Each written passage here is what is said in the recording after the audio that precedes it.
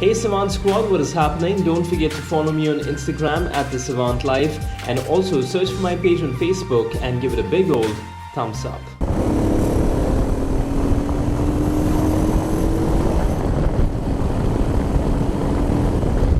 Massive. The bike is just massive.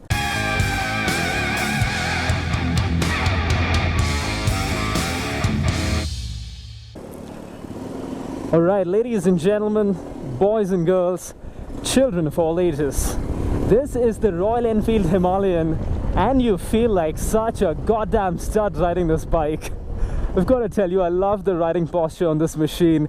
It just makes you feel so big and massive because the bike has a huge road presence, and believe me, you won't really get to understand this unless and until you swing your leg over one and actually sit in the saddle and get your hands on the handlebar. It's a massive bike, it's a huge bike, at least according to Indian standards. Now I know a few people, because this bike ships abroad as well, they look at it as a very standard, basic, entry-level adventure bike, which it really is, but then everything is relative in life, and in India most of us ride a 150cc or a 200cc bike, so going by those standards, this bike is huge, it's humongous. It's got a really nice solid feel to it. And again, keep in mind, this is my first time riding the Himalayan, or I think pretty much any Royal Enfield bike in quite some time. The positioning of the brake over there is a little funny. For a second I was like, hey, where the hell is the brake? And then thankfully I found it in about a second or so. But what I mean is, if you look down below over there, you see how that brake is so different from the kind of brakes that you're typically used to seeing on most regular Indian bikes. I was expecting the sound to be a little more brutish, to have more of a grunt, which is not really the case. But again, considering that this is an off-road bike, this is an adventure bike, I think if it had too much of a brutish sound, you would get a headache after a certain point of time. Now, to provide a little bit of history about the bike itself, for those few who might not know, the Royal Enfield Himalayan really was India's first adventure bike, and it was launched all the way in 2015 with a lot of fanfare and excitement.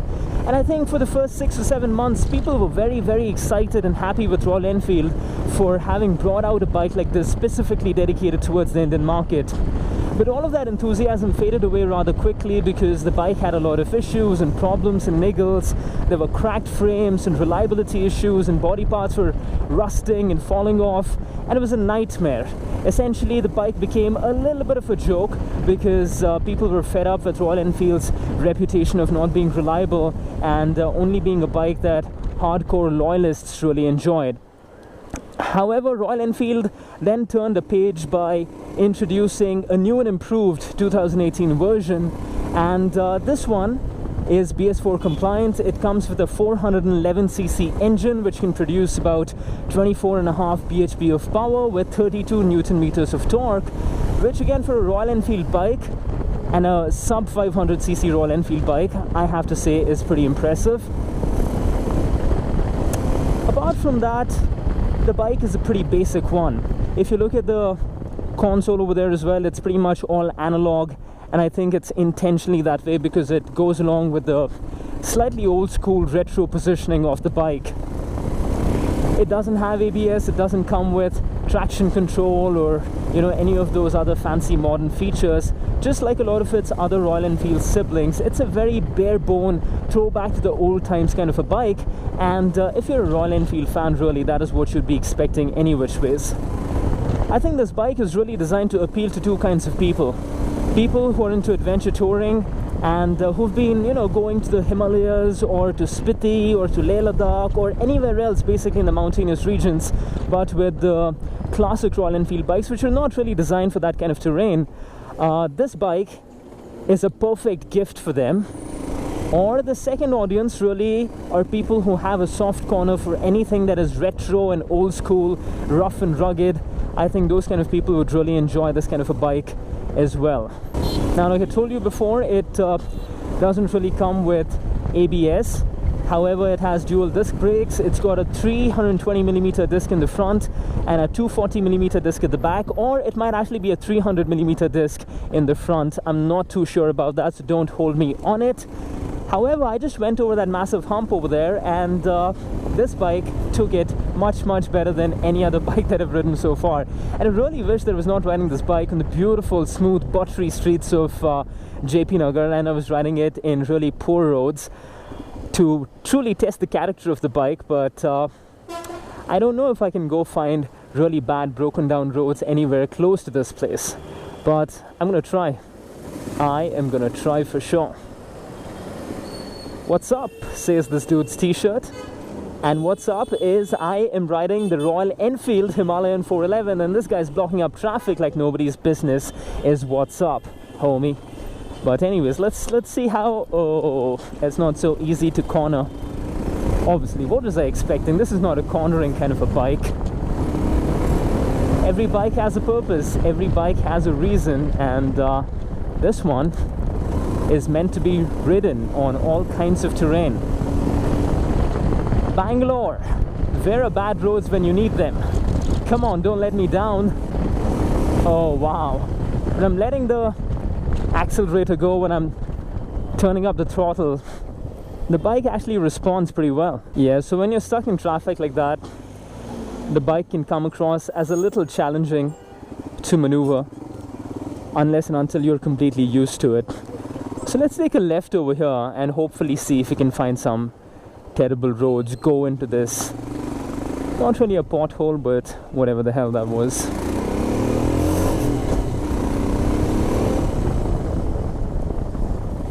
In spite of being a modest adventure tourer, the bike really responds to you when you want it to. When you turn up the accelerator, when you turn up the throttle, it does. And in low revs, the bike has a really nice grunty sound to it, but again, because it doesn't have that ABS, the braking, the rear tire can actually skid a little bit if you're not very certain with your braking, I would say. Uh-oh. There are a couple of dogs doing unmentionable things. Yeah, this is not that kind of channel, but sights that you get to see when you go into the interiors of Bangalore city. And this actually looks more like a village, but you get the idea. Let's go over this hump. Oh, took that pretty well. Took that really well. There's another hump. Let's go a bit fast on this one. Oh, and I'm saddling right now. I'm standing on the bike, and it's amazing to saddle on it. You get this really cool feeling. Like you're living your life, you're chasing your dreams, the wind in your face, your hair flying all over. That's a nice visual.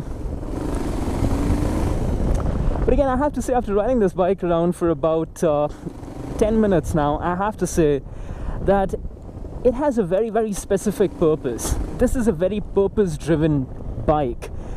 Do not buy this bike if you're just going to use it mostly for daily commuting, because that would be like wearing a sweater in the summer. It would make absolutely no sense. However, if you plan to go off-roading, if you plan to go on long road trips very frequently, and you're going to use the bike mainly for that, then this is the bike to invest your money in. You have to be very clear about the reason why you're choosing to buy the Himalayan. You have to use it for off-roading, not just to look cool or not just to kind of scratch an itch that you had for a very long time. But if you think you have a very hectic regular job and you can't make the time to take off on the weekends regularly, if you're not going to go off the beaten path, then the Himalayan is not really going to be the best investment of your money. Oh yeah. Oh. It's challenging. It's challenging, but it does take all of these bumps and bruises quite well, I have to say. I'm almost tempted to go over here, but there's traffic right in front of me, so I'm going to give that a pass. Yeah. Let's go into this ditch now, and then this one. The suspension is a little hard.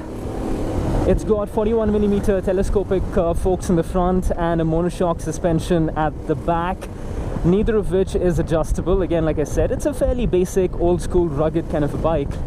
So obviously you don't get all of those bells and whistles. But I'm very impressed with the braking. Even though it doesn't have ABS and even though the rear tire can skid once in a while, I think the braking is still quite sure-footed, and Royal Enfield, I think in the new version at least, have done a pretty good job of fixing that. The gear shifting, although is a little bit clunky, but when you're coming down and finding neutral, there is absolutely no issues with that. And the bike is a bit of a head turner as well, as you can make out by this guy checking it out from head to toe. So that is definitely a positive. Green light, here we go again. Auntie, you'll have to get out of the way. Oh, there you go. JP Nagar actually stands for Jaya Prakash Nagar. Every day you learn something new.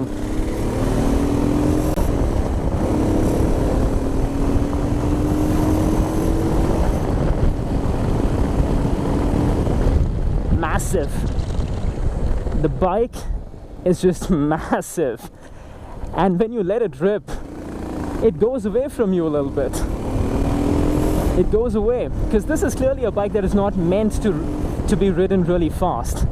It is a bike that is meant to be ridden really long and really hard, but don't be doing any speed runs on it, especially inside the city, because you know how traffic goes, and you're not going to be able to find the same surety of braking that you will perhaps with the KTM Duke 390. Now the Himalayan comes in only two colors, the white, the black, and of course the sleet version, which has a bit of a camouflage design to it. And this version, which I'm riding right now, costs about 2,06,000 rupees on road in Bangalore. And the sleet version, which comes with panniers and that different kind of a stick ring, costs 2,10,000 rupees. Overall, I think it's a reasonably priced bike by Royal Enfield. It is a little more than the Dominar 400, and that whole rivalry, of course, the less said about it, the better.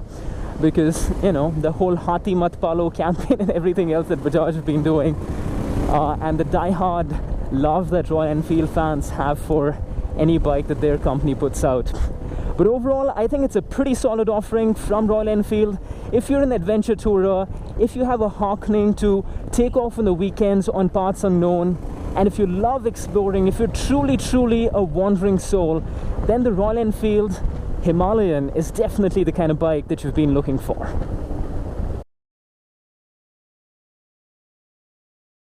It's massive, yeah?